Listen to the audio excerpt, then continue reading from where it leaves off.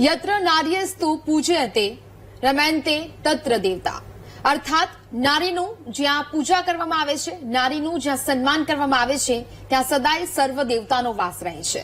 નમસ્કાર, VTV ન્યૂઝના special કાર્યક્રમ round the ટેબલમાં આપનું સ્વાગત છે. આપની સાથે હું છું નેહા. મારા સહયોગી રાધા અને આરતી પણ આપણી સાથે છે. સાથે સાથે આજે આ વિષય પર ખાસ કરીને એ વિષય અમે જે પસંદ કર્યો છે તેના પર ચર્ચા કરવા માટે આપણી સાથે અભિનેત્રી છે ભક્તિ કુબાવત પણ આપણી સાથે જોડાયા છે. ભક્તિ, આપનું સ્વાગત છે વીટીવી ન્યૂઝમાં. આજે ખાસ એ વાત કરવી છે કે ઓટીટી પર જે અત્યારે એક ફિલ્મ રજૂ થઈ છે કે જ્યાં મિસિસ નામની આ ફિલ્મ છે, એ ફિલ્મને લઈને અત્યારે સોશિયલ મીડિયા પર એટલી બધી ચર્ચાઓ થઈ રહી છે, એટલી બધી વાતો થઈ રહી છે, કારણ કે એ ફિલ્મમાં એવું બધું ઘણું બતાવવામાં આવી રહ્યું છે કે જ્યાં એ સ્ત્રીની વાત કરવામાં આવતી હોય કે સ્ત્રી છે એ માત્ર ઘરના રસોડા સુધી સીમિત રહી ગઈ હોય તેવું આ ફિલ્મમાં બતાવવામાં આવી રહ્યું છે. અને એ જ વાતને લઈને સોશિયલ મીડિયામાં ક્યાંક જંગ પણ છેડાઈ ગયો હોય તેવું બતાવવામાં આવી રહ્યું છે, ક્યાંક પુરુષોનું અપમાન થઈ રહ્યું હોય તેવી પણ વાત લોકો કરી રહ્યા છે. પરંતુ આપણે અહીંયા વાસ્તવિકતા જાણવાનો પ્રયત્ન કરીશું કે શું પહેલાના જમાનામાં આજના જમાનામાં કોઈ ફરક આવ્યો છે ખરા? કારણ કે આપણે તમામ લોકો જાણીએ છીએ કે એક એ જમાનો હતો કે જ્યાં મહિલાઓ માત્ર રસોડા સુધી જ સીમિત રહી ગઈ હતી અને ક્યાંક ઘરની બહાર ન નીકળવા દેવી કે અથવા તો પછી નોકરી કરવા માટે બહાર ન નીકળવા દેવું અથવા તો પછી રસોડાના કામકાજમાં આખો દિવસ તેનો પસાર થઈ જાય તો પણ તેને એ પ્રકારનું સન્માન છે તે નહોતું મળતું. આજની પરિસ્થિતિ શું છે તે આપના દ્વારા આજે જાણવાનો પ્રયત્ન કરીશું ને ત્યારબાદ આપણે આ મિસિસ મૂવીમાં જે સીન બતાવવામાં આવ્યા છે તેની પણ ચર્ચા કરીશું. ભક્તિ, ડેફિનેટલી બીકોઝ જે પહેલાના જમાનામાં ગર્લ્સને એક પ્રોપ તરીકે યુઝ કરવામાં આવતી હતી, એક વિમેનને પ્રોપ તરીકે યુઝ કરવામાં આવતી હતી કે જે ગર્લ્સ છે કે વિમેન છે એ ઘર કામ જ કરશે. આઈ ફીલ એ ઓછું થઈ ગયું છે. However, having said that, we still live in a patriarchal society and system જ્યાં હજી પણ આપણને સેકન્ડ પોઝિશન આપવામાં આવી છે. વી સ્ટીલ સે કે વી આર એટ પાર. અને ઇફ યુ સી ભણતરમાં આઈ એમ શ્યોર તમારા બધાના ક્લાસીસમાં ગર્લ્સ જ નંબર 1 આવતી હતી. આપણે અગર ડિસિઝન મેકિંગ પાવર કહીએ તો એમાં પણ I think we are very strong. આપણે વિમેનને સ્ટ્રોંગ કહીએ છીએ બીકોઝ આઈ થિંક ઇમોશનલી આપણે બહુ સ્ટ્રોંગ છે. અત્યાચારની વાત થાય તો હજી પણ થતા જ હોય છે ઘરમાં. અમુક અત્યાચારો બહાર આવે છે બીકોઝ આપણા લો સિસ્ટમ એટલું સારું થઈ ગયું છે કે they are here to protect women. અને હું એવું નથી કહેતી કે વિમેન ઉપર અત્યાચાર થાય છે તો મેલ પર નથી થતા, but I think the frequency of we girls getting hit or we girls getting mentally torture is way more because I think એ જ રીતે પરવરિશ થઈ છે. છોકરો આવે એટલે સેલિબ્રેટ કરે કે ઓ આપણા ઘરે દીકરો આવ્યો. અને અહીંયા જો આપણે મહિલાઓની વાત કરીને એટલે મહિલાઓમાં સૌથી વધારે એવું થતું હોય છે કે જે મહિલાઓ ઘરની અંદર રહેતી હોય છે ને તે તેના સપનાને હંમેશા ભૂલી જતી હોય છે અને એ એડજસ્ટમેન્ટમાં લાગી જાય છે કે હું કેવી રીતે હું મારા સપનાને પૂરા કરીશ અને એની અંદર એના પોતાના સપનાને ભૂલી જાય છે અને બીજું કોઈ કામ ગોતવા લાગે છે. તો આવી સ્થિતિમાં શું કરી શકીએ? ફોર દેટ આઈ ફીલ કે એક પરિવાર જ્યાં એક છોકરી લગ્ન કરીને જાય છે એ પરિવાર સપોર્ટિવ હોવું જોઈએ. મેં હમણાં ઘણા બધા વેડિંગ્સ જોયા છે, ઘણા બધા વેડિંગ્સમાં મેં પાર્ટિસિપેટ કર્યું છે as an actor, as an MC. અને મેં જોયું છે કે ભણતર પછી પણ સસરા એવું કહે છે કે ના તે MBBS કર્યું છે તારે હજી MD કરવાનું છે DM કરવાનું છે. આ જે મેન્ટાલિટી છે from our parents, I think એક તો એ શિફ્ટ થવી બહુ ઇમ્પોર્ટન્ટ છે because not that they are wrong. આજે એ લોકો પણ ઓલ્ડ થઈ રહ્યા છે અને એ લોકોને પણ એક ઘરમાં હેલ્પ જોઈએ છે. So if we can have a house help who can do the house chores. અને જે બીજા બધા સપનાઓની વાત થાય છે, પહેલા તો એક છોકરી જે લગ્ન કરીને સાસરે જતી હોય છે ત્યારે એડજસ્ટમેન્ટમાં જ વર્ષ 2 વર્ષ નીકળી જતા હોય છે. And also then to figure out કે હવે હું આગળ શું કરું બીકોઝ લિમિટેશન્સ આવી જાય. તમે રાતના નોટ દેટ કે એવરી ટાઈમ તમને ઘર કામ કરવું હોય પણ ઓલ્સો તમે તમારા પાર્ટનર જોડે તમારે ટાઈમ સ્પેન્ડ કરવો હોય એટલે થોડું આપણે એક બેક સ્ટેપ લઈ લેતા હોય છે. I think to all the women who are watching us, passion એક એવી વસ્તુ છે ને એને ક્યારે તમે બેક સીટ પર ના બેસાડતા. બિલકુલ. એટલે હવે બે સમય અલગ અલગ રીતે આપણે જોઈએ. જો પહેલાનો સમય હોય તો એવું કહેવામાં આવતું હતું કે લગ્ન પછી જોબ નથી કરવાની અને હવે થોડાક જેવી રીતે અત્યારે તમે વાત કરી કે થોડાક આપણે લોકો બદલાયા છે. સસરા સામેથી કહી છે કે MD હજુ તારે કરવાનું છે, એ તો તું કરી શકે છે આગળ જે કંઈ પણ કરવાનું હોય છે.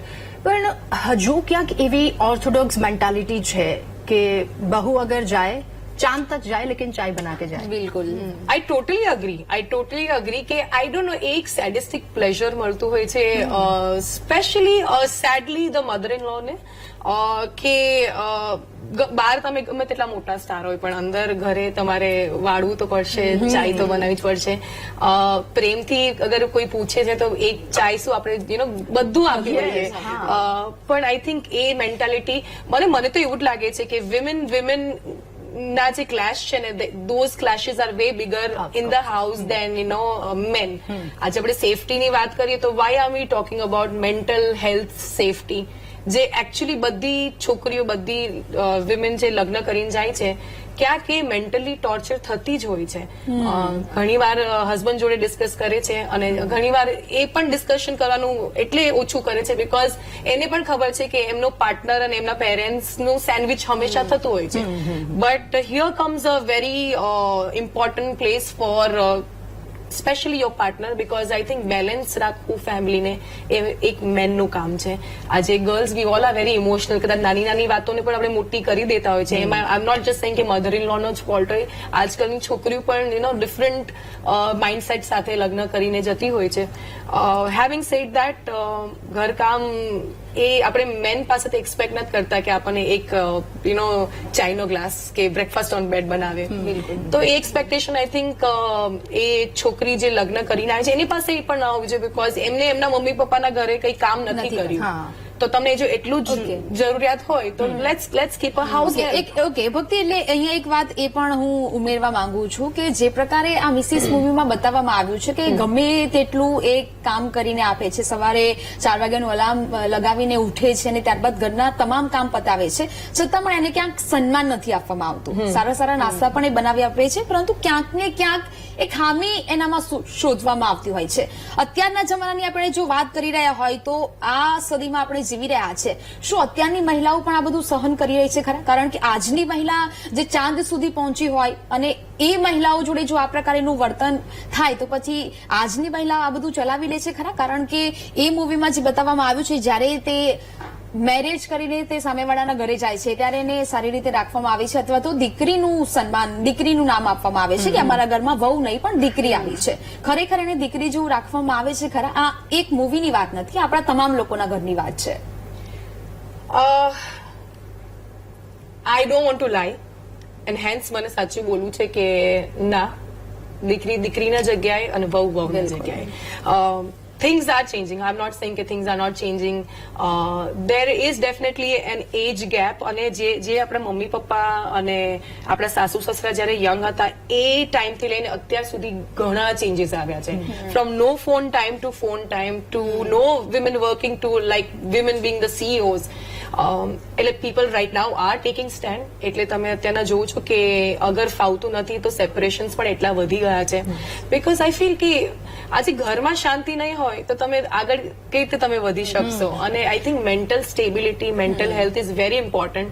તો જ્યારે કોઈ પણ છોકરીને જ્યારે તમે મૂંઝાઓ ને એ ઘરમાં, જ્યારે તમારો જીવ બળવા લાગે ને, આઈ થિંક ત્યારે it's the time, it's a call from God કે તમે ડિસ્કસ કરો.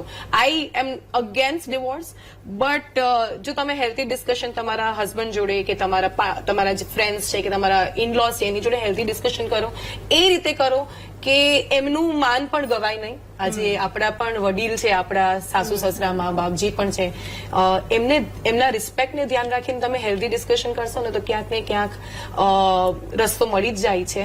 અને if you are nice, if you deal things with love, I feel કે પ્રેમથી તમે જો ડીલ કરશો ને તો બધી વસ્તુનો એક સોલ્યુશન છે. બિલકુલ. એટલે બધાને એવું જ જોઈએ છે કે ઓફિસમાં પણ સારું કામ કરી શકીએ અને ઘરમાં પણ આટલા જ પ્રેમથી અને સારી રીતે રહી શકીએ. પણ આમાં જેવી રીતે તમે વાત કરી કે હસબન્ડનો સાથ હોવો એટલો વધારે જરૂરી છે. બીકોઝ મારા ઘરેથી મને એવું શીખવાડવામાં આવે છે કે જ્યારે આખી દુનિયાથી હારી જાઓ છો, થાકી જાઓ છો અને જો એક વ્યક્તિ એવું કહેવા વાળો હોય ને કે હું તારી સાથે છું, હું બેઠો છું, તું ચિંતા ના કરીશ, તો તમે બધું જીતી જાઓ છો. તમને કોઈ વસ્તુનો ડર નથી, તમે આગળ વધી શકશો. આ જ બધી વસ્તુ. પણ જો સ્પેશિયલી આ મૂવીની વાત કરીએ અને અમુક જગ્યા પરની જો વાત કરીએ તો એનો હસબન્ડ ગાયનેકોલોજીસ્ટ છે.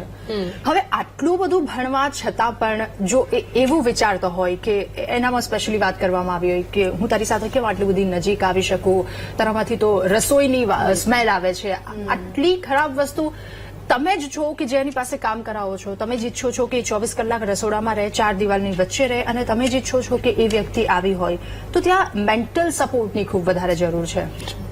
આઈ ફીલ એજ્યુકેશન, તમે ગમે તેટલા ભણેલા ગણેલા હોય, એજ્યુકેશન ઇઝ ડિફરન્ટ અને અપબ્રિંગિંગ ઇઝ ડિફરન્ટ. તો આજે જે રીતે તમને ઉછેર કર્યો છે, જે રીતે જે મેન્ટાલિટીથી અપબ્રિંગિંગ કરી છે, આઈ થિંક એ તમે ગમે તેટલું ભણી લેશો ને એ જશે જ નહીં. And no matter how much we fight that belief system, એ બિલીફ સિસ્ટમ હટવાની નથી. અને that is when maturity plays a very big role, communication plays a very big role.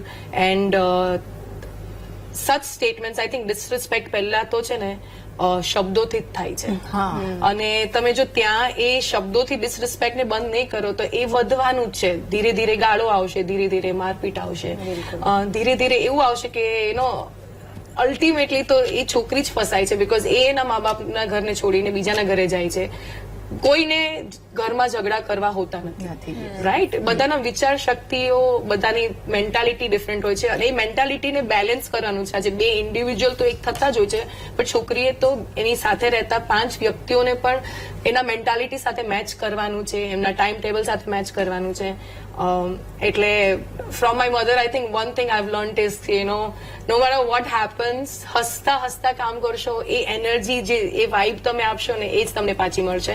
Okay ભક્તિ, જયારે આપણે આ વાત કરી રહ્યા છીએ, મિસિસ મૂવીની ખાસ કરીને વાત કરીએ તો ક્યાંક વિરોધ આપણે સોશિયલ મીડિયા પર જોતા આવીએ છીએ કે ઘણી બધી રીલ્સ પણ એવી વાયરલ થઈ છે કે પુરુષોના વિરોધમાં મૂવી બનાવવામાં આવી છે. એ ટોપિક પર આવતા પહેલા એ વાત મારે કરવી છે કે પહેલાના જમાનામાં એવું હતું કે લોકો ઓછું ભણેલા હતા ને તેને કારણે લોકોની માનસિકતા પણ આવી હોઈ શકે, એટલે આપણે તે તમામ લોકો સ્વીકારી શકીએ. પરંતુ હવે તો ભણેલા ગણેલા લોકો, આ જે મૂવીમાં પણ બતાવ્યું છે, ડોક્ટરનો આખો પરિવાર છે, એટલે ઓબ્વિયસલી તે લોકો ભણેલા ગણેલા હોવા જોઈએ ને ભણેલા ગણેલા હતા જ. તો પણ તે લોકોની આવી આ પ્રકારની માનસિકતા, એક વહુ સાથે કેવા પ્રકારનું વર્તન કરવું, તેને સન્માન સાથે ન રાખવી, કોઈ પણ વાતમાં તેને ઉતારી પાડવી, આપણા સમાજમાં ખાસ કરીને એ પણ ખામી ખૂબ જ જોવા મળે છે. ઘરના 4 સભ્યો બેસીને વાત કરતા હોય ને કોઈ પણ જરૂરી ટોપિક પર વાત જ્યારે કરવામાં આવતી હોય ને કોઈ વહુ કે દીકરી વચ્ચે બોલે છે તો તરત જ તેને ચૂપ કરાવી દેવામાં આવે છે કે બંધ થા, તને ખબર નહીં પડે, તારે વચ્ચે સમજાતું નથી.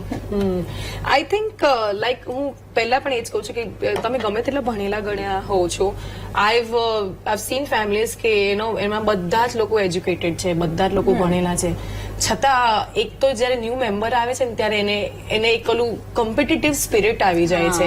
આપણે જેમ ફ્રેન્ડ્સમાં અને બધે વર્ક પ્લેસમાં જે કોમ્પિટિટિવ સ્પિરિટ હોય છે, ઇવન એ હોમમાં પણ કોમ્પિટિટિવ સ્પિરિટ આવી જાય છે. બીકોઝ અત્યાર સુધી probably mother in law she was like the queen of the house, અને એના પછી પ્રોબેબલી એમની દીકરી કે નણંદ હોય, she has the power in the house.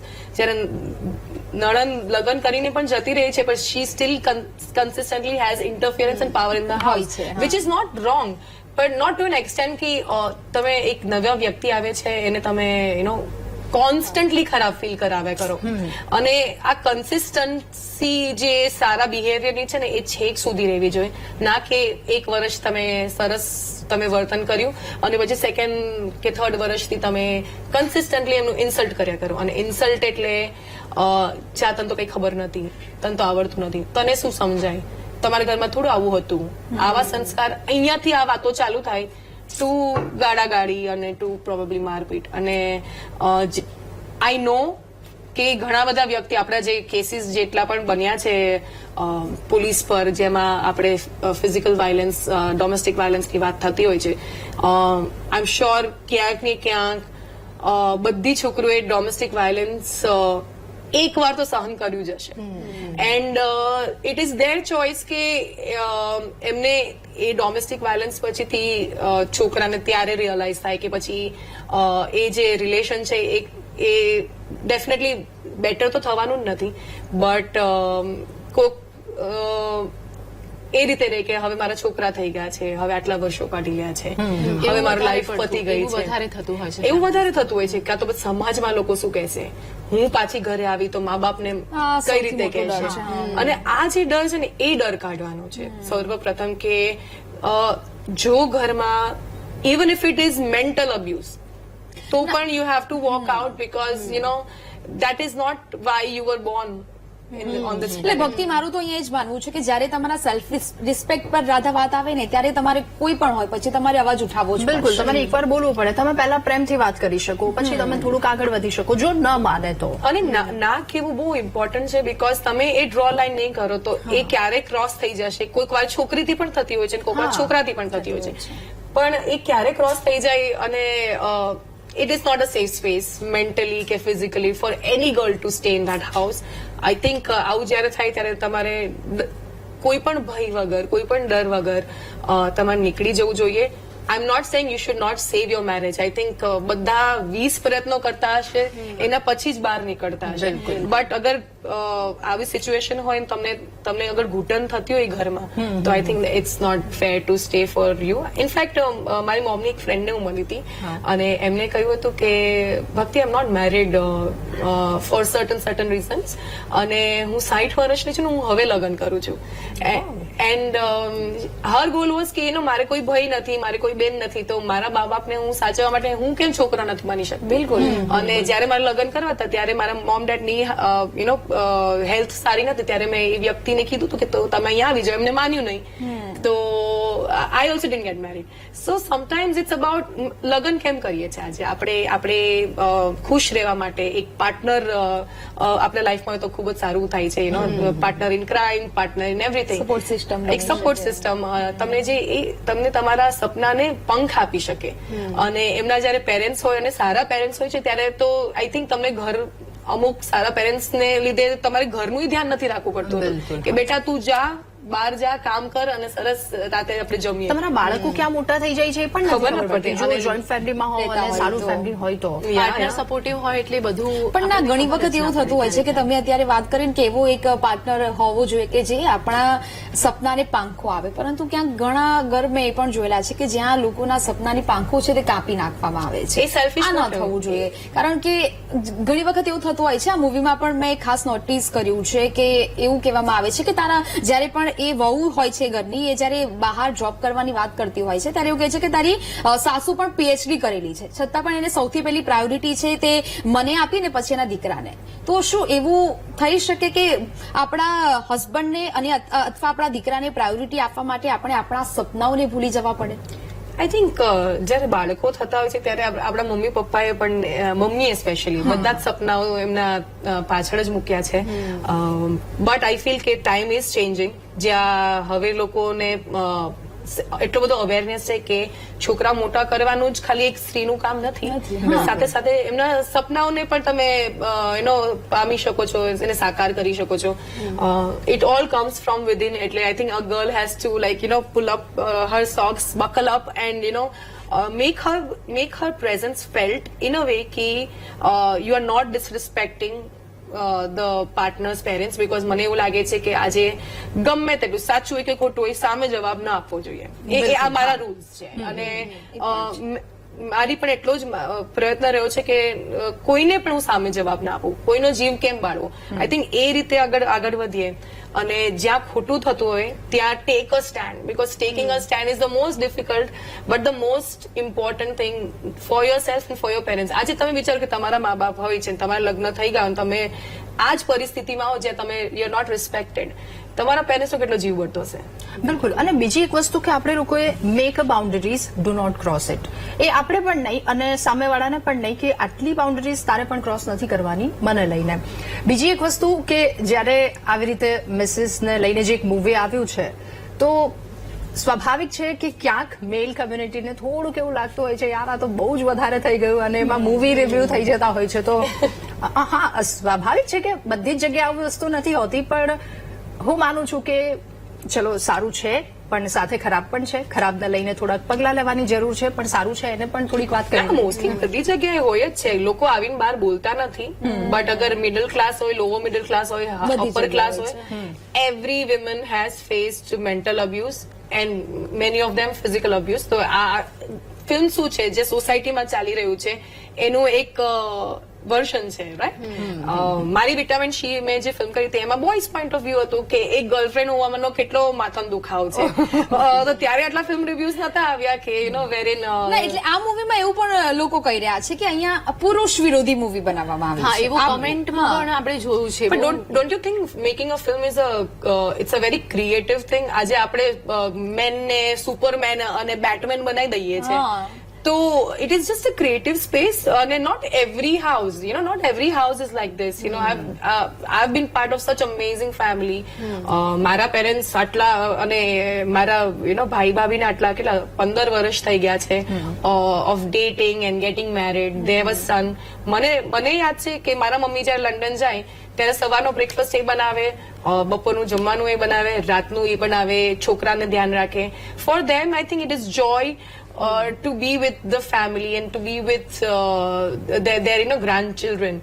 તો મેં એવા ફેમિલી પણ જોયા છે અને ઓબ્વિયસલી ડિફરન્સ ઓફ ઓપિનિયન આવવાના જ છે જ્યારે આપણે આટલા બધા વ્યક્તિઓ નવા વ્યક્તિઓ એક સાથે રહેતા હોય.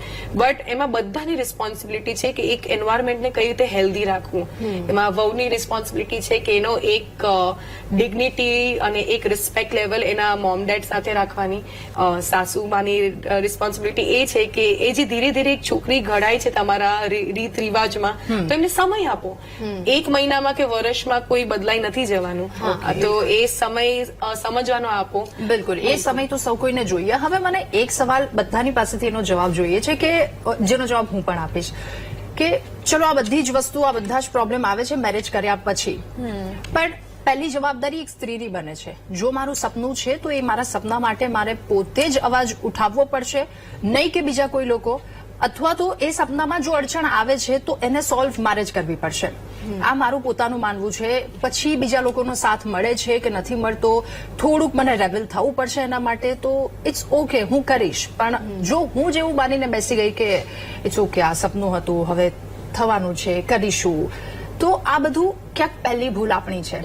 આપણે આપણા સપનાને એક જગ્યાએ છોડી દઈએ છીએ તો પછી બીજાના નામ આપણે લઈ શકીએ છીએ, પણ જો આપણે જ નથી છોડવા માંગતા, આ મારું પર્સનલી માનવું છે. આના પર ના, તમારે એટલે રાધા અહીંયા એવું છે કે હવે એ સમય આવી જ ગયો છે. જો સ્ત્રી છે, હમણાં જ મેં વાત કરી કે એક મહિલા છે જો ચાંદ પર જઈ શકતી હોય તો પછી એને પોતાના માટે તો અવાજ ઉઠાવવો જ પડશે. સમાનતાની જયારે આપણે વાત કરીએ છીએ, એક જ પોઝિશન પર જયારે એક સ્ત્રી અને એક પુરુષ બંને કામ કરી શકતા હોય તો પછી આ બધા ઘરકામની જો જયારે વાત આવે, નાની નાની વાતોમાં સમજવાની વાત આવે, તો પછી દર વખતે એ મહિલા જ બધું સેક્રિફાઈસ કેમ કરે? અને જો તેની સાથે ક્યાંક ને ક્યાંક અન્યાય થયો હોય તો પછી એ મહિલાએ જ પોતાનો અવાજ પોતે જ બનવું પડશે. બીજાની આશા રાખતા વગર એ તમામ મહિલા જે અત્યારે વીટીવી ન્યૂઝ જોઈ રહી છે એ લોકોને પણ હું અત્યારે અપીલ કરવા માંગુ છું કે આપણે ગમે તેવી મૂવી જોઈએ, આપણું એક જીવન છે તે અલગ છે, તેના પરથી આપણે એક તારણ કાઢીએ અને પછી જો આપણે એ બધી મુશ્કેલીઓ અનુભવતા હોય આપણી જિંદગીમાં તો ચોક્કસથી આપણી સાથે કંઈક ખોટું થઈ રહ્યું છે તો તેના માટે આપણે અવાજ બનવું પડશે એ જાતે જ. બિલકુલ. અહીંયા ગાડી જો હું કહું ને તો મારી પોતાની જ ફેમિલીની વાત કરું કે મારા મધર નથી, અને પ્લસ બીજું કે મેં પણ એટલું ફેસ કર્યું છે કેમ કે ઘરનું કામ સંભાળવાનું, બધું હેન્ડલિંગ કરવાનું, બધું ઘણું બધું અઘરું પડી જાય છે એમ.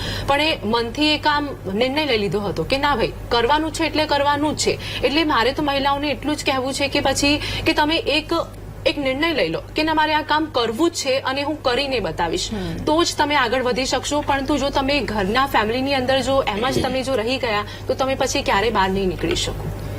True that. અને સપનાની જયારે વાત થાય છે ત્યારે જે લોકો પેશનેટ છે એ લોકો તો મહેનત કરે જ છે.